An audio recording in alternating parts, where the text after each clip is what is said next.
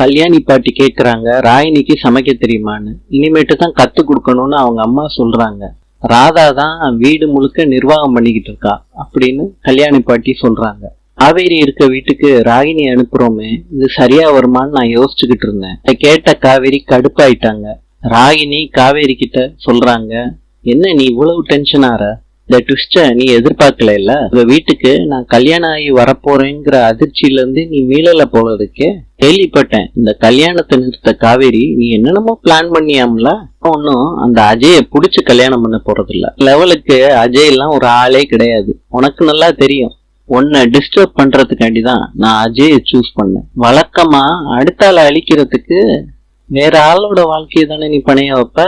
இப்ப என்ன உன் சொந்த வாழ்க்கையவே பணைய வச்சுட்ட? முட்டாளா நீ? காலையில எந்திரிக்கிறதுல இருந்து தூங்குற முடியும் நீ என்ன பாத்துக்கிட்டே இருக்கணும். இந்த கோவம் எனக்கு வேணும். பசுபதி கேக்குறாரு, என்ன காவேரி கல்யாணத்தை நிறுத்த சொல்லி என் பொண்ணுகிட்ட கெஞ்சிக்கிட்டு இருக்க போல?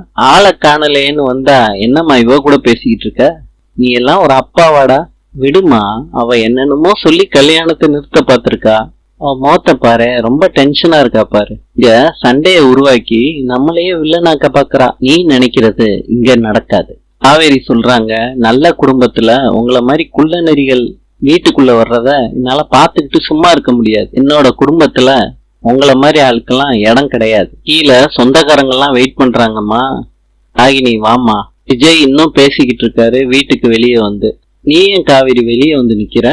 உள்ள இருக்க நாடகத்தை எல்லாம் என்னால பாத்துக்கிட்டு இருக்க முடியல. தேட போறாருன்னு விஜய் கூட்டிட்டு போறாரு காவேரிய. குமரனும் கங்காவும் அவங்க கடையில சந்தோஷமா தச்சுக்கிட்டு பேசிக்கிட்டு இருக்காங்க. கடைக்கு நவீன் வந்திருக்காரு. குமரன், நான் ஒரு விஷயம் கேள்விப்பட்டேன். ராகினி அஜய கல்யாணம் பண்ணிக்க போறாளாமே, உண்மையான்னு? உண்மைதான் நவீன்.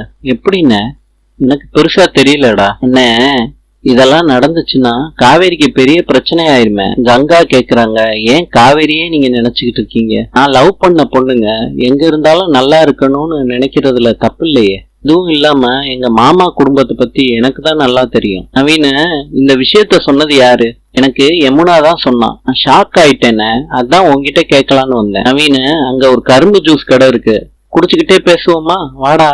தாத்தாவும் விஜயும் குடிச்சுக்கிட்டு இருக்காங்க. தாத்தா சொல்றாங்க, நான் எவ்வளவு சந்தோஷமா இருக்கேன் தெரியுமாடா, என்ஜாய் தாத்தா அப்படின்னு சொல்றாரு. காவேரி நீ எங்க வந்த? போய் தூங்கு. காவேரி உட்காருமா. பாட்டு எப்படிமா இருக்கு? நல்லா இருக்கு தாத்தா. காவேரி என் மேல கோவம் இல்ல இல்ல?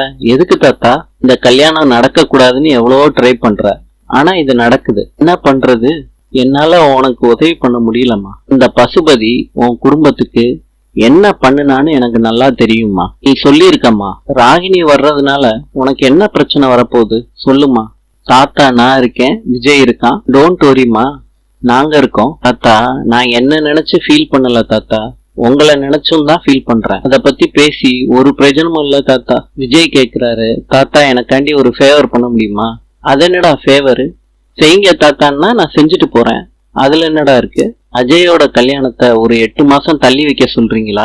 அது என்னடா 8 மாசம்? அஜய் சும்மாவே இருக்கான்ல தாத்தா, பிசினஸ்ல இன்வால்வ் பண்ண வைக்கலான்னு பாக்குறேன். 8 மாசத்துல ஏதாவது தேறிட்டானா நமக்கு நல்லது தானே. திருப்பி கல்யாணம் முடிஞ்சு அவனுக்கும் அஜய்க்கும் பிரச்சனை தான் வரப்போகுது. அத பத்தி நீ எதுக்கு விஜய் கவலைப்படுற? எல்லாம் அவங்க அப்பா பாத்துப்பாரு. தாத்தா கல்யாணத்தை கொஞ்சம் தள்ளி வைக்க முடியுமான்னு பேசி பாருங்களேன். சொன்னா அன்பு கேட்பாரான்னு தெரியல, பேசி பாப்போம். காவேரி நினைச்சு அழுகுறாங்க. நாளை பார்க்கலாம். இன்று சீனாவின் நாணயம் யுவான். நாளை சந்திப்போம்.